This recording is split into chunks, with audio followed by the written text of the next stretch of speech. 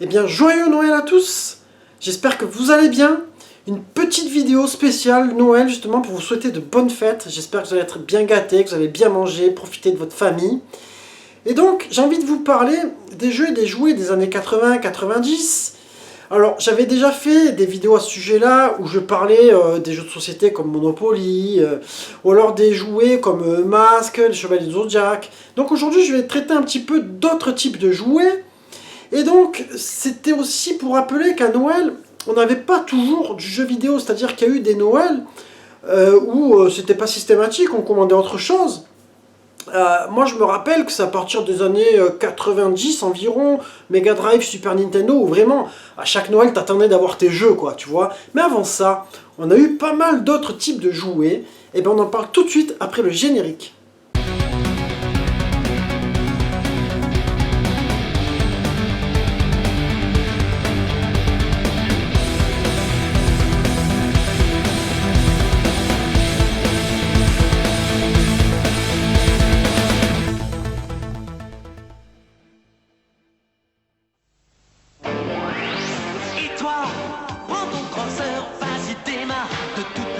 C'est toi le meilleur sur ton crosseur. MPK, donne-toi à fond, saute, vas-y la classe. On dit en l'air, tu peux en faire, vas-y ça passe.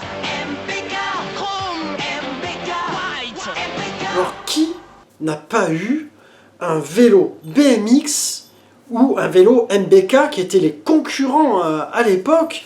Moi, je me rappelle que c'était la folie, c'était la mode. Hein. Bon, en même temps, on était vraiment... En fait, on s'en rendait pas compte, on était à fond dans cette société de consommation. Donc, dès qu'il sortait un nouveau truc, on était tous à fond. Et c'est vrai qu'il y avait souvent un petit concurrent à côté. Alors, je sais plus lequel était le meilleur, mais par contre, c'est vrai que j'ai vu encore que ça existe. Ça existe toujours, ces fameux BMX, avec les espèces de caches en mousse que tu mettais sur le guidon. Franchement, de grands souvenirs. Moi, je me rappelle d'en avoir eu un qui était bleu et blanc. Mais bon, maintenant, malheureusement, plus d'archives, pas de photos. D'ailleurs, pour cette vidéo, des fois, je ne trouverai pas forcément des publicités. J'ai trouvé quelques photos par-ci, par-là. Mais c'était vraiment difficile de retrouver tout ça. J'ai voulu, en même temps, me rappeler de tout ce que j'avais eu. Et je me suis dit que certainement, ça va en parler à certains d'entre vous. Donc, le BMX, franchement, grand moment, les amis. Pour moi, c'était le premier vélo avec lequel j'en faisais sans les pédales à l'arrière. Donc vous me direz vous dans les commentaires si vous avez vu ce type là de vélo. Je sais qu'après pas longtemps il y a eu les VTT qui sont arrivés, etc. Et puis tu avais ceux qui étaient partis dans le vélo freestyle avec les marques comme Dino, etc. Pour ceux qui connaissent un petit peu, c'était un peu le Tony Hawk du vélo, tu vois. Enfin bref, on va avancer et on va toujours rester dans les cadeaux sportifs.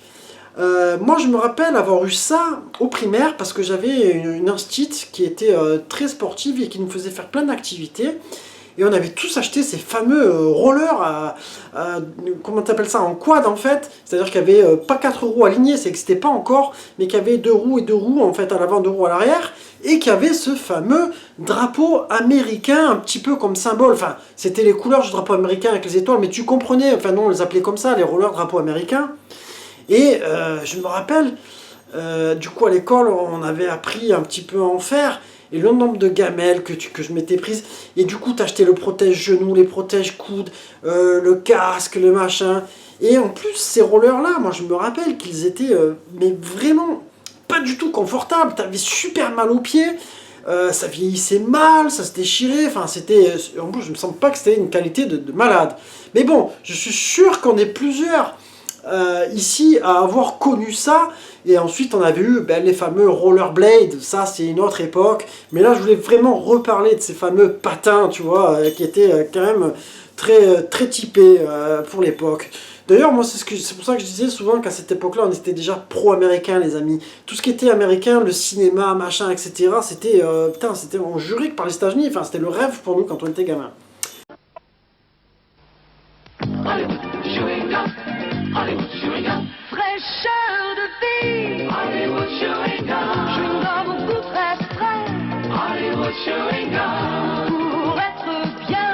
Hollywood chewing gum, Hollywood chewing gum, Hollywood chewing gum, Hollywood. Ensuite, on va rester dans ce qui est un petit peu les jouets d'extérieur. Tu pouvais en faire à la maison, mais c'était pas aussi le kiff. c'était les voitures télécommandées ou radiocommandées. Je sais pas comment il faut dire, parce que je sais qu'après tu avais différentes technologies de bagnole. En tout cas, moi ce que je me rappelle, c'est qu'on avait cette fameuse marque Nico.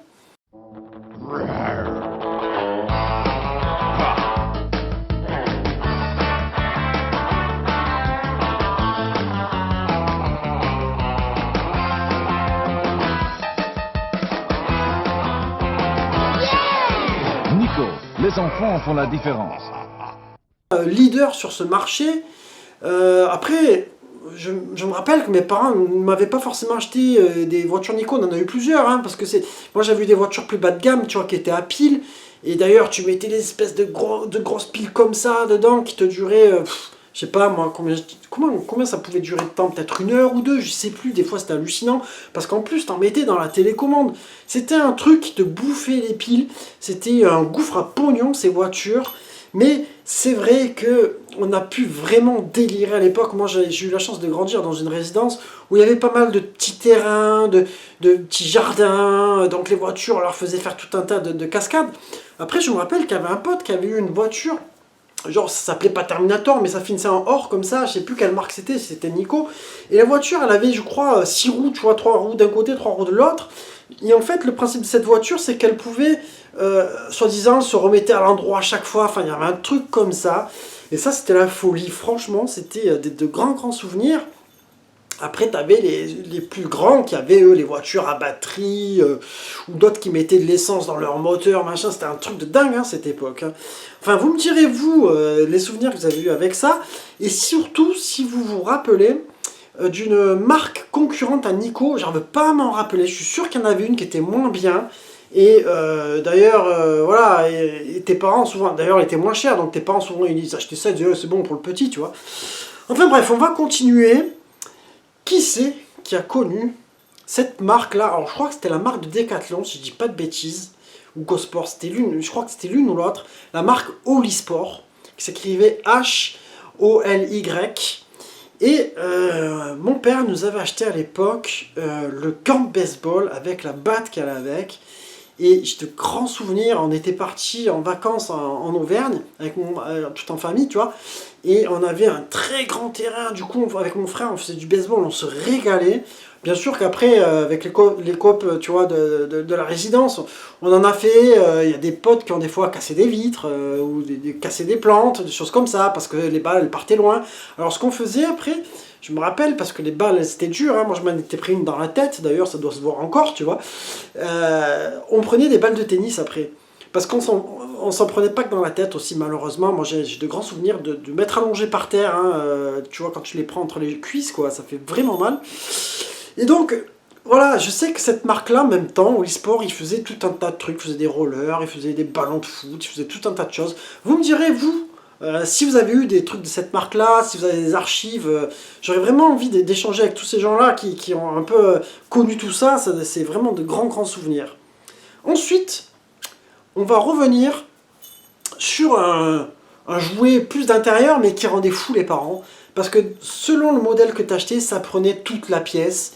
Et eux, ils devenaient fous, en plus ça faisait du bruit, etc. C'était les fameuses voitures, les petites voitures électriques, là, sur les circuits électriques TCR, etc. Qui n'en a pas eu à l'époque? C'était un truc de fou.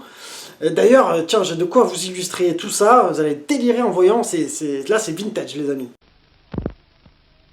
TCR.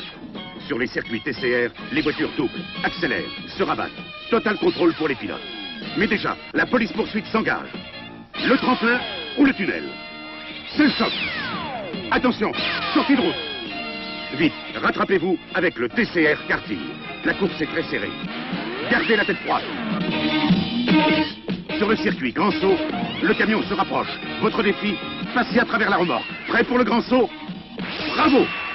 Et encore. Et voici le géant des circuits TCR. 8,60 m sur 3 niveaux. TCR, une gamme de circuits pour pilotes avertis. TCR, la conduite absolue. Bonne vieille pub, hein, sans déconner. Franchement, c'est un truc de dingue parce que ces jeux-là marchent encore. Moi, je vois que mon neveu, il en a encore, Il en a eu un d'ailleurs, parce que mon neveu, chaque fois qu'il va chez mon grand-père, qu'il va chez grand-père, tu vois, c'est chez papy, il a souvent des petits cadeaux, des petits trucs, et là, une fois, il l'a emboucané, il l'a amené chez Pickwick Toys, et mon père s'est retrouvé avec un truc. Alors, heureusement que ces circuits-là, tu peux aussi les faire plus petits si tu veux, pas le monter en entier, parce que le machin il fait plus de 2 mètres, enfin c'est un truc de fou. Ensuite, dans le même registre, ce qui était un jeu un peu plus pour les adultes et pour les enfants, mais beaucoup d'adultes ont collectionné tout ça, c'était le fameux train électrique.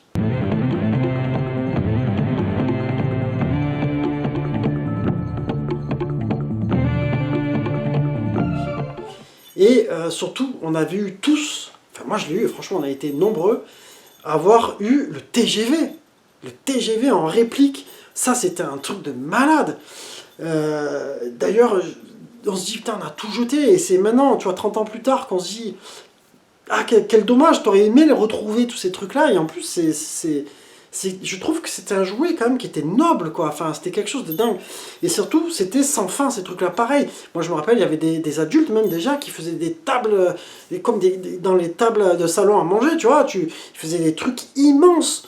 Ils faisaient des beaux décors et tout ça. C'était quelque chose de dingue. Après, moi je me rappelle que c'était plutôt passager pour nous, tu vois. On jouait avec et puis souvent c'était une semaine, ça durait, puis on changeait, etc.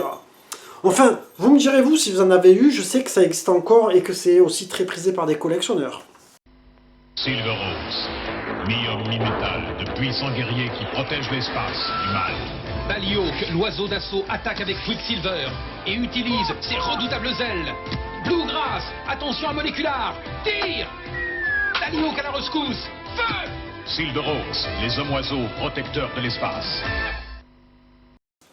On va avancer sur un peu le même concept de jeu, quelque part. Le SimCity réel de l'époque, je te dirais, en partie. Qui n'a pas connu Major Kit de Majorette? Major Kit. Major Kit. Major Kit. Major Kit. Major Kit. C'était un jeu en fait où enfin un jeu, c'était en fait tu construisais des villes.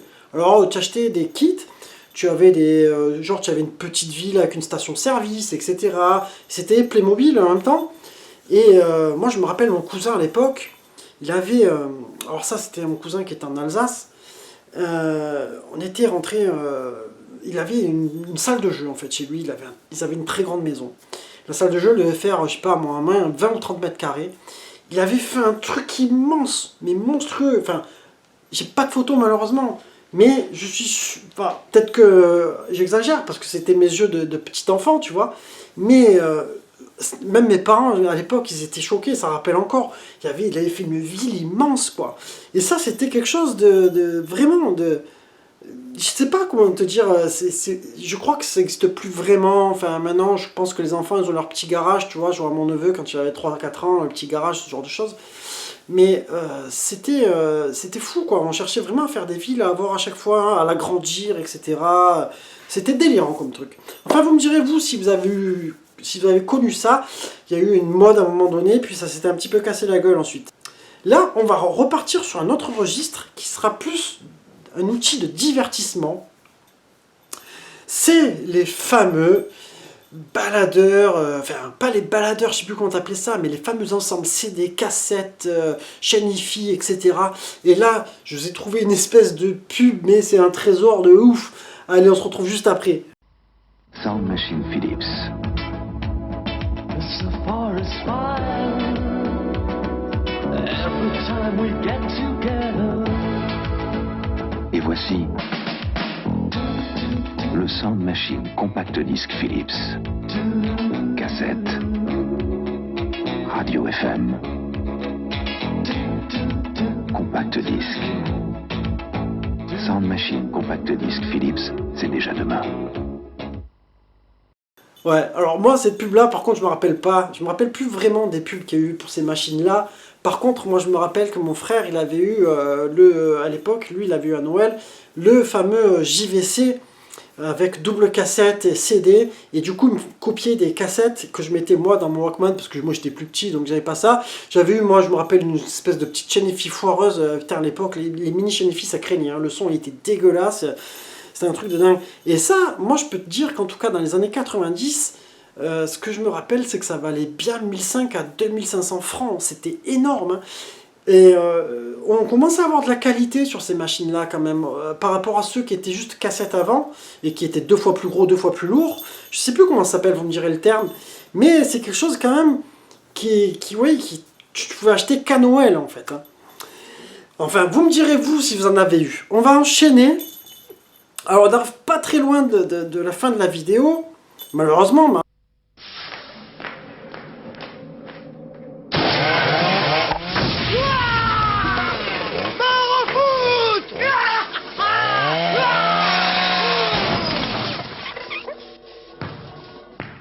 Bah quoi?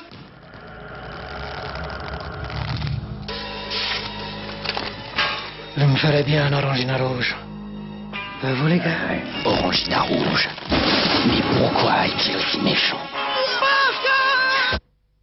À côté de ça, il y a eu des jeux de plateau qui avaient des figurines.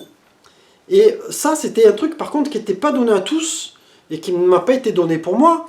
C'était que tu pouvais acheter tes figurines de plomb que tu peignais, tu vois. Et ça, malheureusement, voilà, on va dire que moi c'était un massacre. Hein. J'ai pas de photos pour vous montrer, mais vous avez tous connu ça certainement avec les Warhammer. Et en même temps, je vous parle de ça, mais il y a aussi tout ce qui existe encore aussi et qui marche toujours, c'est les maquettes. Alors moi je me rappelle qu'on kiffait les maquettes d'avions, mais il y avait les voitures, il y avait tout un tas de choses, les vieux bateaux, les bateaux plus récents, les sous-marins, tous les trucs de guerre. C'était quelque chose de fou, hein. Mais je sais que ça existe toujours, puisqu'à une époque, j'avais travaillé un peu chez la Grande Récré, et on les vendait. Mais c'est fou, parce que c'était vraiment minime, tu vois, ça intéresse plus grand monde.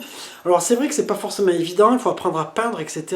Mais c'était quelque chose de tellement canalisant, je sais pas comment te dire, tu te concentrais, tu étais content, puis après des fois tu effaçais, tu enlevais, enfin je sais plus comment on faisait, on ponçait la peinture, je sais plus comment on faisait pour l'enlever, des fois quand on voulait recommencer. Moi je sais que j'ai fait un massacre sur un paquet de figurines. Hein.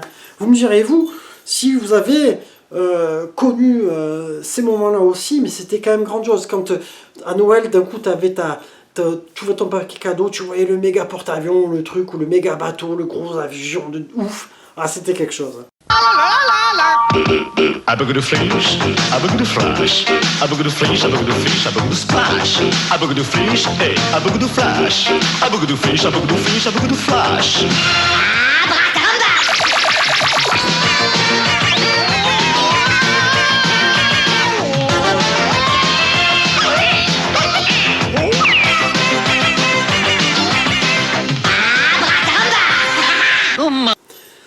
On va arriver sur la dernière chose qui est un peu en lien avec les Warhammer, qui est un autre truc un peu différent, mais qui avait bien marché, c'était un petit peu plus tard, c'était les fameuses cartes Magic.